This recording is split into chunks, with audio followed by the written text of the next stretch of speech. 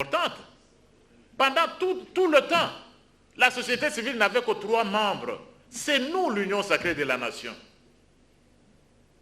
Nous, l'Union sacrée de la nation, qui avons pensé qu'il fallait doubler presque le nombre de la société civile. Qui se préoccupe plus de la société civile que l'Union sacrée de la nation? Et quand on parle de l'Union sacrée, c'est le président de la République. Qui plus que Félix Tshisekedi, président de la République, se préoccupe plus de l'indépendance de la CENI, des élections libres et transparentes dans les délais? Qui plus que lui s'en préoccupe? Il n'y en a pas. C'est nous qui avons doublé le nombre de la société civile. La commission paritaire, quelle nouveauté? Vous aviez déjà une réponse. Ça n'existait jamais. Ça passait comme une boîte à lettres, ça arrive chez Mabunda, il l'envoie tout simplement, il n'y avait pas de commission. Il n'y avait pas de commission. Mais est-ce que votre commission-là est paritaire? Posez-vous d'abord la question. Sous l'Ancien Régime, est-ce que vous avez entendu quelque chose qu'on appelait commission paritaire, majorité-opposition qui devait examiner les dossiers de candidature? Est-ce que ça existait? Non. Est-ce que ça existait avant l'avènement de Félix Tshisekedi? Non. C'est nous qui avons introduit. Maintenant, qu'est-ce que nous avons dit? Les membres de la CENI, dès qu'ils sont membres de la CENI, ils ne peuvent plus porter des calicots de leur parti politique. Même le membre de l'UDPS. Ils ne peuvent plus se présenter aux réunions de leur parti. S'ils commettent des fautes, ils peuvent être déchus par le Conseil d'État. Est-ce que ça existait sous l'ancienne loi? C'est nous qui avons introduit ça. Parce que dans le temps que vous aviez un vice-président de la CENI qui était en même temps au PPRD, qui portait même des... Ça ne va plus exister sous cette CENI qui va fonctionner sous la présidence de Félix Tshisekedi, chef de l'État. Donc voilà autant de nouveautés, il y en a plusieurs. COJEPEL, pourquoi est-ce que vous n'êtes pas là? Le problème, c'est la loi elle-même. L'observation internationale, ce ne serait plus la CENCO, ce ne serait plus l'ECC. Nous allons être ouverts à l'observation internationale des élections. Si vous aviez l'habitude de recevoir des téléphones, 40 000 cell phones, vous savez, maintenant, nous ne disons pas vous seulement, qu'on nous amène tous les observateurs internationaux dans le monde, ils viendront observer les élections que nous gagnerons. On n'a pas besoin de tricher. Donc nous sommes prêts à ces élections et je félicite la Noveco parce que dans la nouvelle vision, vous devez nous aider. Et la jeunesse doit venir. La jeunesse doit venir et moi, je souhaite qu'il y ait des membres de la Noveco. Quand on va aux élections, ils sont candidats pas avec nous et ils les gagnent avec nous.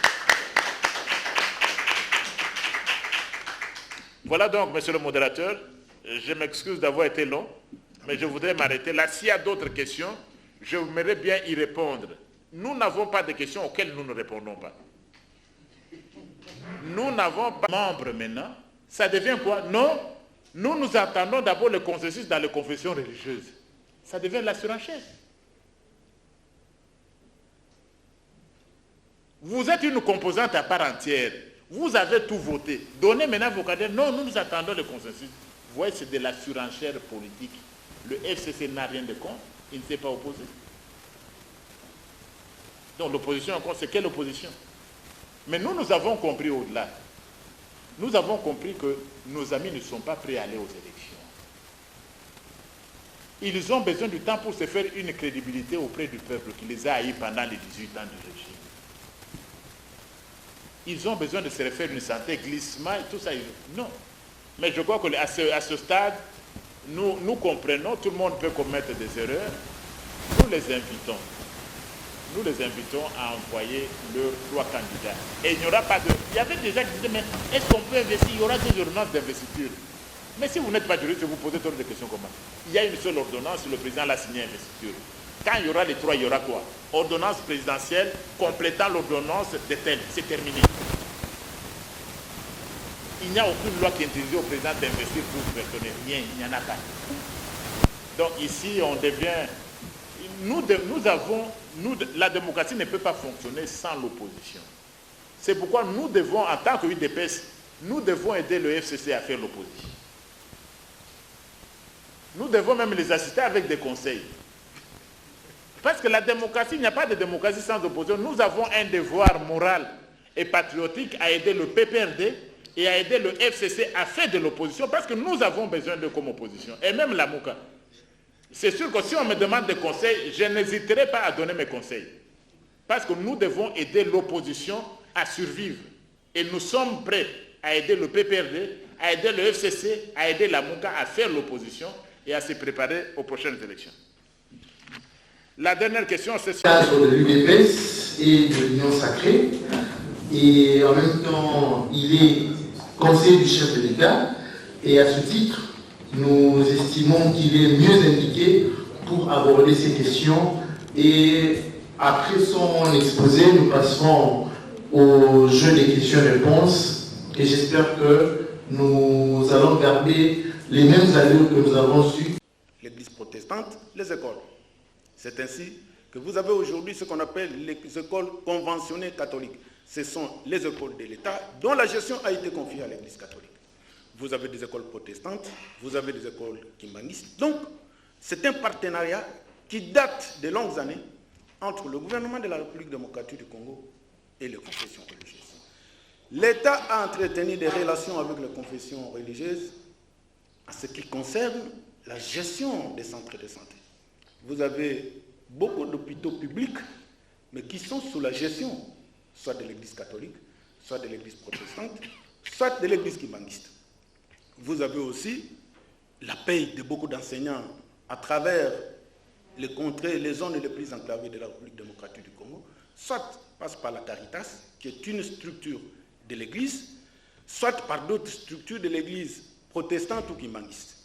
Et aussi, il n'est secret pour personne que les confessions religieuses, l'Église catholique, l'Église protestante, l'Église kimbanguiste, ont réalisé, continuent à réaliser et vont réaliser des projets d'intérêt communautaire à côté du gouvernement de la République démocratique du Congo. Donc, c'est pour dire que le gouvernement de la RDC, l'État congolais, a des relations qui ne peuvent être bradées pour des intérêts ou pour quelques situations de circonstances. Dans le cadre de la construction du processus démocratique du Congo dans notre pays, il n'est secret pour personne que les confessions religieuses, à côté des autres forces vives de la nation, ont joué un rôle crucial pour la démocratisation dans ces pays. C'est avec l'Église que nous, en tant que parti Union pour la démocratie et le progrès social, nous avons mené les combats pour que le multipartisme soit une réalité en République démocratique du Congo. Cette relation qui a existé depuis de longues années entre les confessions religieuses, l'État et aujourd'hui avec l'UDPS, ce sont des relations, nous en tant que politiques, nous en tant que parti au pouvoir, ce sont des relations dont nous avons l'obligation politique, économique et sociale de pouvoir les protéger. Tout au long de ce processus de démocratisation, les combats que nous avons menés ensemble avec les confessions religieuses, il y a 4 acquis importants que personne, quel que soit son rang social, que ce soit un député, que ce soit un ministre, que ce soit un président de la République, ne pourra jamais brader. Les premiers acquis, vous les connaissez tous, c'est qu'aujourd'hui, en République démocratique du Congo, personne, et alors personne, ne peut s'appeler député, ne peut s'appeler président de la République s'il n'est pas le fruit d'une élection. C'est un pas important dans le cadre de la construction d'une société moderne. Je crois que j'étais à côté du prof Mbata. Je suis professeur comme lui, mais moi je ne peux pas dire que je suis député. Pourquoi? Parce que je n'ai pas été élu. Lui, il est professeur, moi je suis professeur, mais lui, du fait qu'il a été élu, il est député national. Ça, c'est hyper important. On ne peut pas se dire aujourd'hui président de la République, parce que je suis un officier supérieur de l'armée, je peux produire les militaires pour prendre le pouvoir. Ça ne passe plus. Et les Congolais savent, partout où ils sont, de l'Est à l'Ouest, du Nord au Sud, que pour être appelé député, pour devenir président de la République, vous devez passer par les élections. Ça, c'est un acquis qui ne peut être bradé par qui que ce soit. Le deuxième acquis, c'est celui du respect du subclé. électorale. Aujourd'hui, les Congolais savent que tous les 5 ans, des enseignants, mais également des rapports qui existent entre l'État et les confessions religieuses. Je crois que les 2 thèmes sont liés ensemble. Parler des rapports entre l'Église et le gouvernement, nous parlerons également de l'enseignement et autres. Donc, l'histoire de façon générale de notre pays, la République démocratique du Congo, montre qu'avant même l'accession de ce pays à l'indépendance, nous sommes parfaitement d'accord avec lui. De l'est à l'ouest, du nord au sud, les Congolais sont pauvres. Mais aussi, nous devons avouer que la pauvreté de la République démocratique du Congo, la pauvreté du peuple congolais aujourd'hui n'est pas le fruit de l'avènement de Tshisekedi au pouvoir. Depuis l'accession de notre pays à l'indépendance en 1960, nous avons détruit l'ensemble des infrastructures socio-économiques. C'est là qu'a commencé la pauvreté. Mais ce qui était très important pour nous, et ce que nous, en tant que pouvoir politique, nous attendons les confessions religieuses, c'est de nous poser la question sur notre stratégie pour lutter contre la pauvreté en République démocratique. Nous avons été clairs là-dessus. Pour nous, en tant que parti au pouvoir, la lutte contre la pauvreté dans ces pays passe par 2 étapes importantes. La première étape, c'est la construction de ce que nous appelons l'état de droit, le respect des textes, les manifestations garanties, la justice, la sécurité des personnes et de leurs biens. Et la deuxième étape, lorsque l'état de droit est construit, c'est ça que nous appelons la prospérité sociale de notre peuple.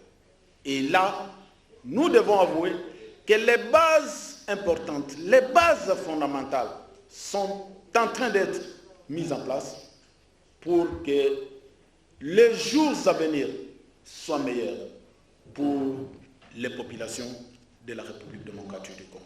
Donc, on ne peut pas construire un État dans des conditions de conflictualité qui dépassent les nôtres. Nous ne pouvons pas amener le Congo vers le progrès et vers le développement véritable lorsque nous continuons à nous tirer dessus et oublier ce que nous appelons les objectifs communs que nous nous sommes fixés, qui sont l'état de droit et la prospérité sociale de notre peuple. C'est ainsi que l'ensemble de confessions religieuses, tout comme nous, les acteurs politiques, nous sommes invités chacun à ce qui les concerne. À ce moment historique important de notre avenir, d'éviter des discours de haine, des discours de violence. Ça veut dire, nous, en tant qu'acteurs politiques, nous ne pouvons pas profiter de telles tribunes pour nous attaquer violemment aux confessions religieuses. Mais il appartient aussi aux confessions religieuses de ne pas profiter à des moments de prière, qui sont des moments importants d'intimité entre l'homme et Dieu, pour commencer à tirer sur les dirigeants, sur le gouvernement. Cette approche reste non productive, que ce soit du côté des confessions religieuses, que ce soit du côté de certains acteurs politiques. Donc aujourd'hui, il est important que nous, en tant que peuple, en tant que citoyens, nous pouvons voir ce qu'il y a de l'intérêt de notre peuple. Et l'intérêt pour nous, ici, pour l'instant, c'est que les élections démocratiques, transparentes et apaisées se tiennent dans les délais constitutionnels, c'est-à-dire en 2023. Donc, il appartient à chacun de nous, à ce qui les concerne, de mettre de côté les intérêts individuels et égoïstes pour privilégier les intérêts supérieurs de notre nation. Je dois avouer que depuis l'accession de ce pays à l'indépendance, l'Église a toujours été ce qu'ils appellent au milieu du village. Mais je me pose la question, pourquoi l'Église se met au milieu du village? Est-ce que c'est normal que l'Église se mette au milieu du village? Moi, je pense que non, l'Église ne devrait plus continuer à être au milieu du village. L'Église devrait se mettre du côté de la vérité. Parce que dans un village, la vérité... Bango, lobby, salaki prestation de serment na cour constitutionnelle, oh, tozali ko senga izali nini. Congo ezali ya biso moko, ya biso banso. Peuple nabiso alingi élection et ça la élection ezala crédible, tricherie ezala te. Peuple nabiso alingi glissement te. Alingi to kende na élection ndenge ekomami na constitution. Yango wana tokosenga bandeko nyonso ba soutenir équipe oyo ya ndeko Kadima oyo azali na azali kokamba seni biso nyonso na bande kona biso bazali na opposition batindi nano batote basala lombango batinda badelege wana po ete seni abanda mosala wana ya ko préparer et puis asala ya biso élection ndenge peuple na biso elobi élection wana ezala libre ezala transparente ezala na délai constitutionnel biso tozali na kondima ko équipe oyo ndeko kadima et l'équipe ba équipe nyonso tomona kala mais équipe oyo soki ezali pe na soutien ya biso nyonso e kosala la biso élection oyo kitoko koleka ba élection nyonso toyeba kala. Merci. Je tiens à remercier la nouvelle vision de l'élite congolaise pour m'avoir associé pour la 3e fois à une activité aussi importante comme celle-ci. Comme je l'ai dit, l'État congolais, le gouvernement de la République démocratique du Congo a une histoire qui date de longues années avec les confessions religieuses. Déjà avant l'indépendance, l'État a co-géré ensemble avec les églises, avec les confessions religieuses, les écoles. L'État a co-géré avec les confessions religieuses les hôpitaux. L'État a construit des dispensaires, l'État a construit les routes, l'État a fait beaucoup de choses en partenariat avec les confessions religieuses. Aujourd'hui, il y a certains enseignants dans les coins les plus reculés de la République démocratique du Congo qui sont payés grâce aux structures mises en place par les confessions religieuses. Donc, nous avons une histoire commune et nous avons des rapports dont le gouvernement et les partenaires, nous sommes dans l'obligation de protéger. Donc c'est pour dire qu'aujourd'hui, les confessions religieuses, tout comme l'État, sont dans l'obligation de travailler ensemble pour que nous puissions atteindre ce que nous appelons les objectifs que nous sommes fixés. Quels sont les objectifs que nous, en tant que parti Union pour la démocratie et le progrès social, nous sommes fixés avec les confessions religieuses? C'est qu'avec elles que nous avons combattu toutes les dictatures qui se sont succédées en République démocratique du Congo. Aujourd'hui, l'IDPS au pouvoir. Nous, ce que nous attendons des confessions religieuses, c'est l'accompagnement pour que le processus électoral se déroule dans les conditions prévues par la loi. Dans le cadre de ce que nous appelons la construction de la démocratie en République démocratique du Congo. Nous avons 4